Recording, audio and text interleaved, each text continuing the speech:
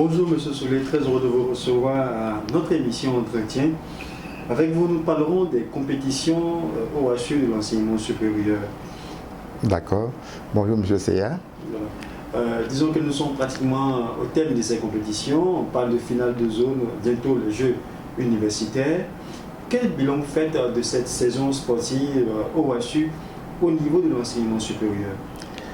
Le bilan que je peux tirer de ces compétitions, c'est que c'est un bilan positif. Positif, d'autant que nous avons fait de la compétition sans incidents majeurs. Tout s'est bien déroulé et les acteurs, les athlètes, sont satisfaits. Nous sommes au thème de nos compétitions, comme vous l'avez dit. Ce n'est pas encore fini, mais déjà, ce que nous attendons de part et d'autre, c'est que vraiment on a fait quand même un bon travail. Et quand je dis un bon travail, c'est tout le monde. Ce n'est pas seulement M. Soulet, mais tous ceux qui sont vraiment impliqués dans notre compétition, dans nos compétitions, on fait vraiment un travail formidable. Je rappelle que vous êtes le délégué OHU, l'enseignement supérieur de la zone sud. L'OHU au niveau de l'enseignement supérieur est divisé en deux zones. On a la zone sud et la zone nord, disons.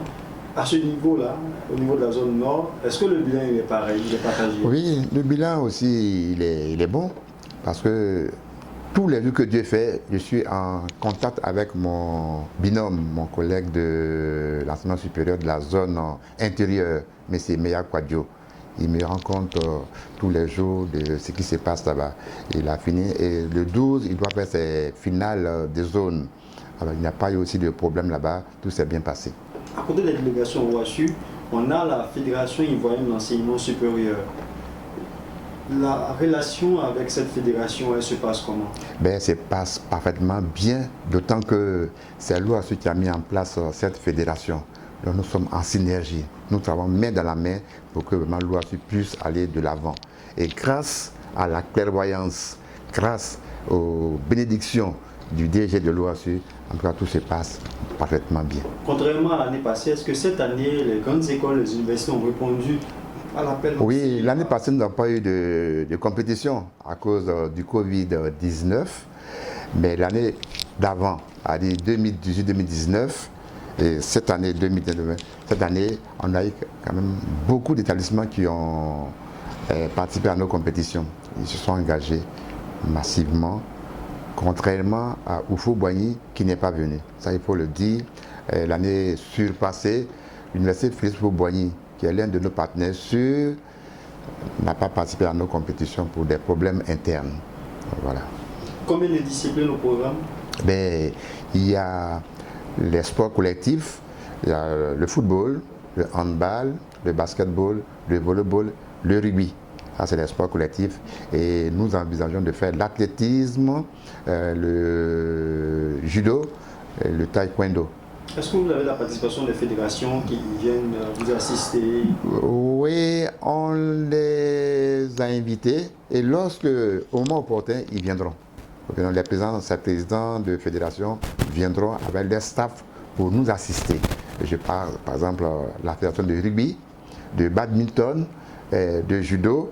Nous avons bientôt, je pense que le DG l'a dit, nous allons signer un partenariat, une convention avec ces différentes fédérations. Donc c'est tout à fait normal que nous puissions travailler ensemble, main dans la main. C'est vrai que vous avez dit que tout s'est bien passé, on a quand même quelques difficultés, notamment au niveau de l'université. Oui. Parce que là, est-ce que vraiment pas d'autres difficultés à signaler? Non, il n'y a pas d'autres difficultés, comme je l'ai dit, pas d'autres difficultés. En tout cas, tout s'est bien passé. L'université actuellement est en train de courir après nous pour faire ces compétitions. Mais vu le temps, nous pensons qu'ils ne pourront pas prendre le train en marche. C'est déjà trop tard. Voilà. On a eu des textos, des courriers où ils veulent participer parce que c'est normal que l'étudiant fasse la compétition OHU. Mais comme je l'ai dit, pour des problèmes internes, ils n'ont pas pu vraiment faire nos compétitions. C'est tout. Voilà, sinon, ce n'est pas avec l'OHU qu'il y a eu ces problèmes, mais c'est à leur niveau. Mais aujourd'hui, ils veulent venir, mais nous pensons qu'il est déjà trop tard. Donc, il faut que nous avancions. Au niveau des disciplines, on note des innovations, notamment l'arrivée du badminton, du rugby à 7. Est-ce que la formule de compétition, dans sa généralité, a connu aussi, a subi des innovations? Ben, la formule, en général, n'a pas connu d'innovation. C'est les mêmes formules.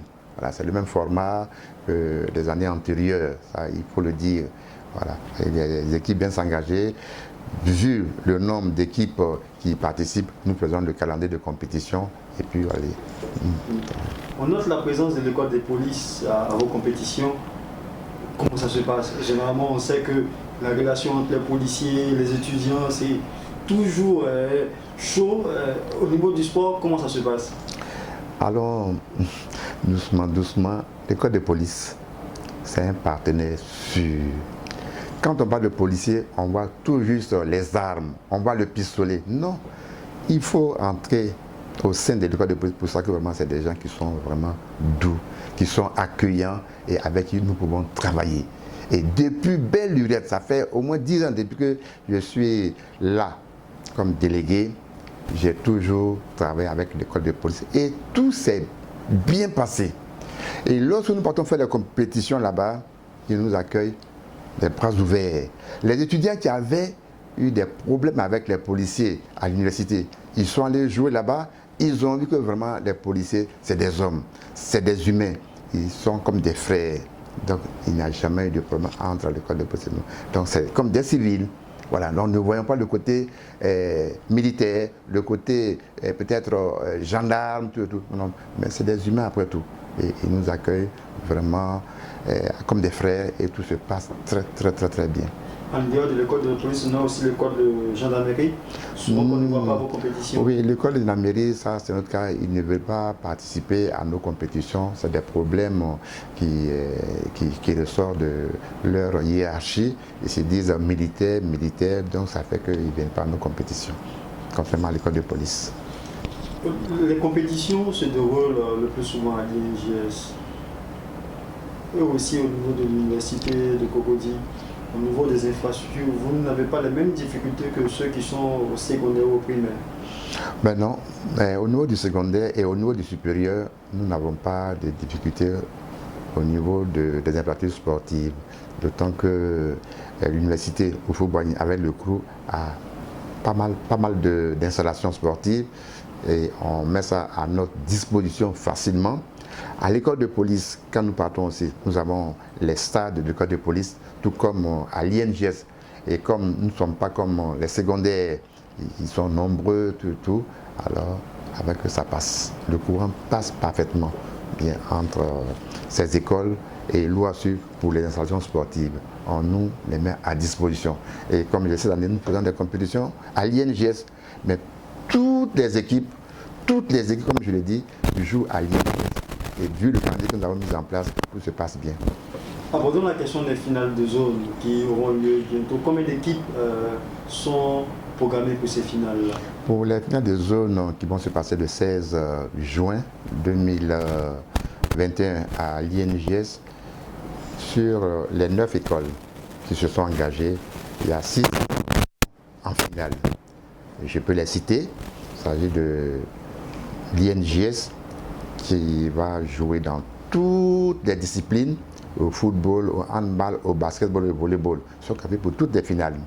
Il y a l'école de police, il y a l'université virtuelle qui a sa première participation, l'université virtuelle de Côte d'Ivoire.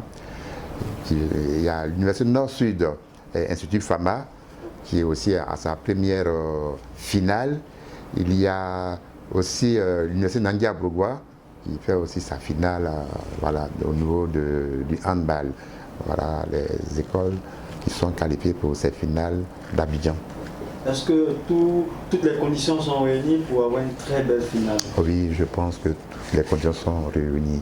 L'OASU a mis à notre disposition tous les moyens qu'il faut et c'est à nous maintenant de savoir utiliser à bon escient ces moyens pour que les finales se déroulent bien. Et je pense que grâce à Dieu, tout va bien se passer. La question des récompenses est résolue? La question des récompenses. Oui, la question des récompenses, tout est résolu. On a tout. Comme je l'ai dit, l'OASU a mis tout à notre disposition. Les t-shirts, les ballons, les trophées, En tout cas, rien ne manque. Même il y a des polos qu'on doit donner aux autorités qui vont venir à nos compétitions. Donc, nous a mis tout à disposition pour que tout se passe bien. Pour ceux qui désirent assister à ces finales-là, quelles sont les conditions à remplir? Mais aucune condition à remplir, c'est de se rendre tout simplement à l'Institut national de la jeunesse des sports, à l'INGS, à Marcory, et à partir de 13h, et c'est gratuit, on n'a rien à débourser, on vient, on regarde les matchs, et nous donnons à boire à tous ceux qui vont venir. Quand il y a à boire, c'est de l'eau. Encore tous les spectateurs, tous ceux qui veulent se altérer auront de l'eau à boire. Voilà. La prochaine étape de ces finales des zones sont les Jeux universitaires, c'est ça? Après les finales des zones de l'intérieur et d'Abidjan, nous allons entamer la dernière étape qui sont les Jeux universitaires. Et ces Jeux vont se dérouler à Mans, dans la région du Tonpi. Voilà. C'est normalement vers la fin du mois, je pense bien vers la fin du mois de juin. Début juillet. Et si pendant la fin de la saison sportive au niveau de l'enseignement supérieur? Oui, et après ça, officiellement, c'est terminé. Mais lorsque nous allons revenir, nous, au niveau d'Abidjan, nous allons faire la compétition dont j'ai parlé, sport individuel. Il y a le rugby d'abord, sport collectif. On va faire le taekwondo, le judo.